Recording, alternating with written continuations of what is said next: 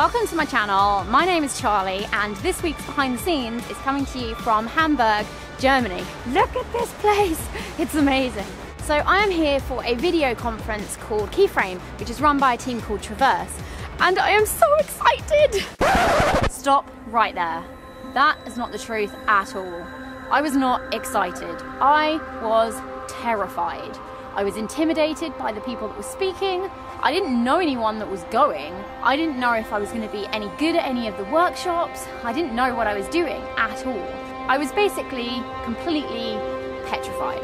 There's this misconceived idea that if someone is putting themselves in videos on YouTube, they will obviously be really confident and outgoing and great in social situations, which is just not the case for me. I'm not really like that, even though I am in my own films on YouTube. Wow, I have picked the worst day to shoot in this tunnel because it is so busy and so loud. Sorry about the noise in that tunnel. I just wanted to show you because it's so beautiful. Anyway, the truth is, I'm not any of those things. I am not confident or outgoing, and social situations scare the living daylights out of me. In fact, I have resting panic face. And the concept of going into a room full of strangers anyway really scares me. The concept of going into a room full of amazing content creators. I am in a constant state of, am I good enough? Is there any point in me doing that because someone else has already done it? Is there any point in me shooting this or that because someone else has already shot it with a better, bigger camera? Anyway, I plucked up the courage to go to that first workshop. I'm on the way to my first session. Deep breath. I tried to turn my resting panic face off, but as I walked there, I'm not gonna lie, it literally felt like the first day of school.